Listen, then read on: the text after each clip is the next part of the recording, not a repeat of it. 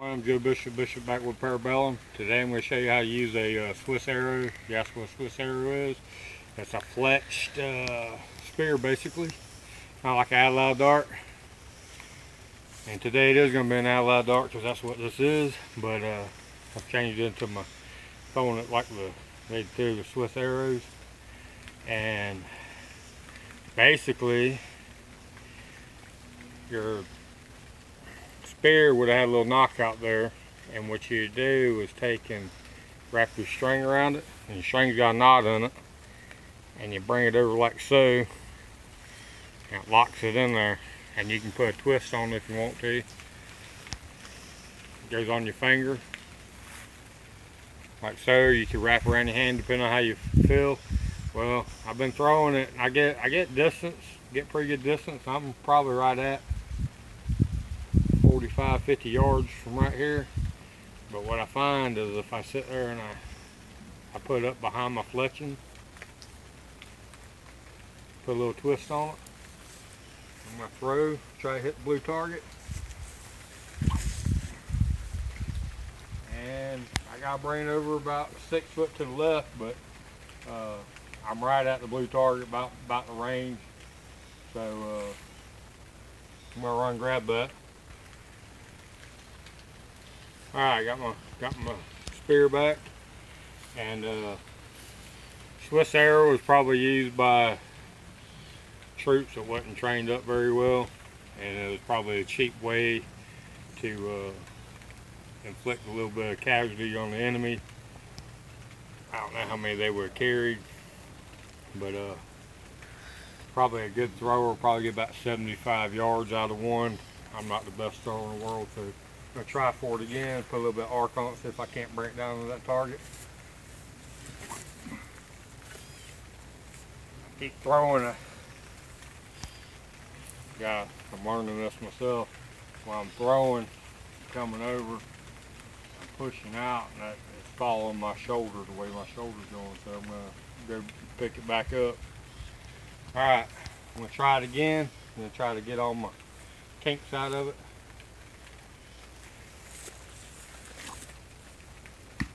Oh, I'm on target.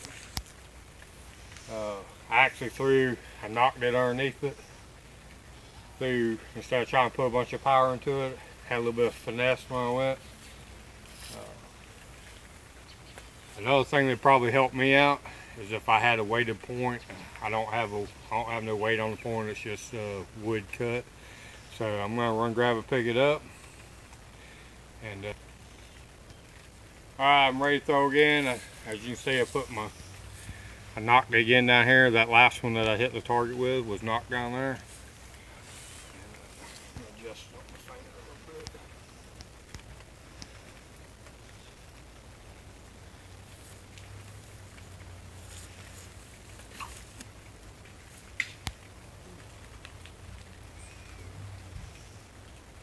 Still doing something wrong, I figured out. I'm gonna go pick my dart up.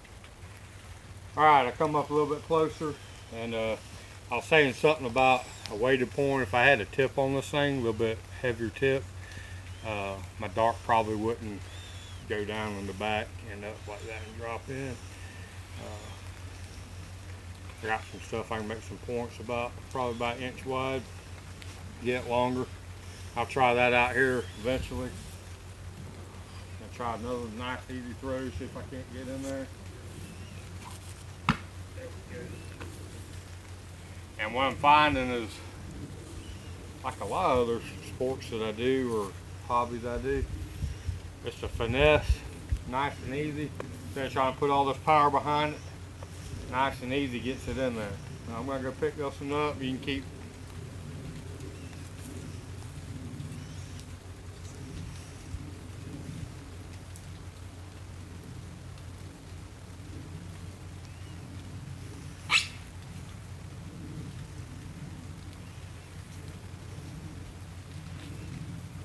try another one nice and easy. See how it works out.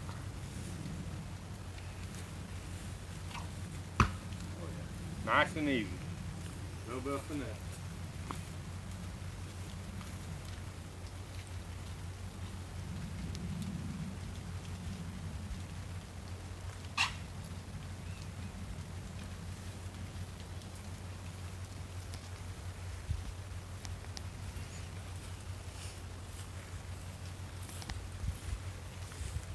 That's your Swiss Arrow there. I think I have another bigger dowel rod that I'm probably going to make another little bit heavier one and put me a tip on it, probably about that long. Let's see if that'll work. For a lot of times when I'm throwing it, I'm watching, if you're watching from the rear, what happens when I throw, it goes up like that and then eventually comes down like that. So I think if I put a little bit of weight in the front, it keep my point down. If I throw, instead of putting the power behind it that I need, or that I think I need, which I actually don't, if I do the little bit of nice and easy throw, I'm on point. I found the same thing with my Adelaide. When I first started throwing Adelaide, I was trying to put everything my 245-pound frame could put behind it, and then some. And I noticed that my darts would always kick out to the left and go to my right. And whenever I started throwing with a little bit of finesse, it seemed like it went better.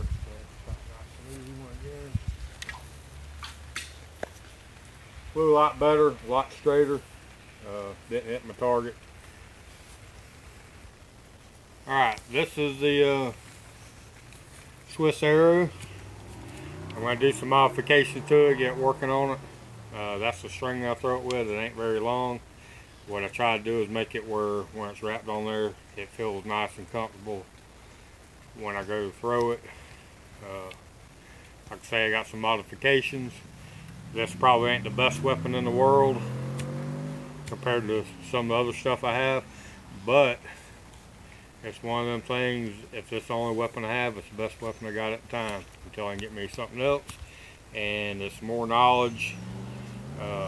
This could be fabricated out in the woods off of like arrow cane and a dead bird and a piece of cordage that you make out of some kind of plant fibers. So it's pretty easy, pretty durable. It may work good for fishing, like gar and stuff like that, if you got a different point on it, or even you see how that last hit, it hit over in them rocks, it matched that point up. So if I sharpened it off and put a little bit of heat to it, or even if you found an old bottle cap, you could take that bottle cap and bend that bottle cap around it and give you a little metal point. Just different things you could do. Or even a bone point, you could take a deer leg bone and sharpen off one end, and that would, after you slide it up inside that deer leg bone and use it for a socket flex. So I'm Joe Bishop, Bishop Backwoods Parabellum. This is a Swiss Arrow. I'm going to have more videos of this here a little bit when I get better with it. So go out there and practice.